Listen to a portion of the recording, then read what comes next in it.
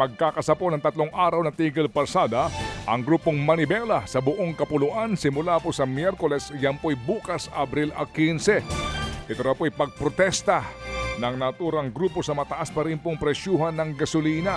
Hiling po ng grupo i-rollback po na hindi bababa sa 57 pesos per liter at pagsuspinde sa value-added tax o VAT sa langis. Tingin po ni Manibela Chairperson Mar Balbuena may kapabayaan sa poder ng Energy Department at ng Transportation Department. Inakusahan niya rin ang mga kumpanya ng langis na pang-aabuso po sa oil crisis. Posible rin daw pong sumama sa tigil pasada ang ilang mga grupo gaya ng ride-hailing, taxi at motorcycle taxi drivers. Giit naman po ng palasyo, hindi basta-bastang masususpinde ang value-added tax o VAT sa langis. Kailangan pa raw ng batas dahil walang emergency powers ang Pangulo para rito. Kaya nakasalalay daw sa Kongreso ang pagsuspinde sa oil VAT. Dagdag pa ng Malacanang, malaki rin ang magiging epekto ng pagsuspinde sa VAT sa kikitain ng gobyerno. Noong isang buwan, ipinasa pong RA 12316 na nagbibigay ng kapangyarihan sa Pangulong Marcos Jr. na suspindihin o kaya'y bawasan ang oil excise tax rates hanggang sa December 2028. Nauna nang sinabi ng Department of Energy na 22% ng presyo ng gasolina ay dahil sa mga buwis at iba pang duties habang 29% ang sa diesel.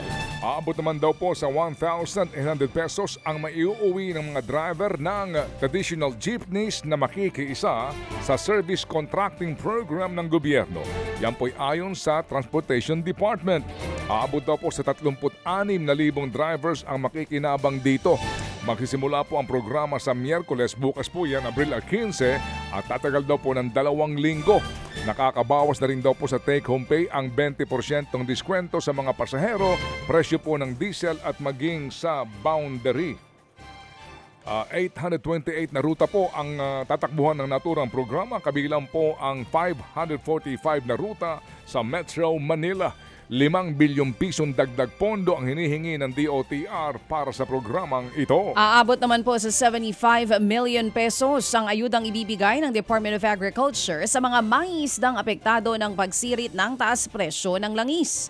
Sa taya po ng DA, aabot sa 15 mangingisda ang makikinabang sa fuel o 15,000 mangingisda ang makikinabang sa fuel assistance. Bukod po dito, mas palalakasin din daw ng ahensya ang bentahan ng produkto sa Kadiwa Stores sa Benguet at iba pang mga kalapit probinsya. Humingi na rin daw ito ng 38 truck para tumulong sa paghahakot ng mga produkto.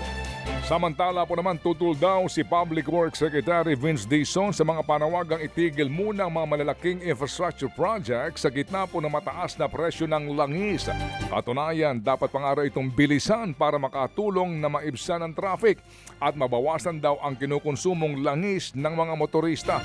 Pinalutang po ng isang ekonomista ang posibilidad na pagpapaliban muna sa mga konstruksyon para mailipat ang pondo sa mga ayuda sa ilang pong naghihirap sa mga panahong ito. Mga kapatid, para sa iba pang mga balita at impormasyon, sundan niyo po kami sa X, Instagram, Facebook at syempre sa TikTok, True Network PH. Mag-subscribe din po kayo sa aming YouTube channel, True Network. May website din po tayo, truenetwork.ph. At pwede nyo rin po kaming mapanood sa Channel 19 ng aming True FM TV. Lagi pa rin makinig sa radyo dito po sa 105.9 True FM dahil ito, lagi po sa'yo, kapatid. Ito tayo sa totoo, tunay at tapat.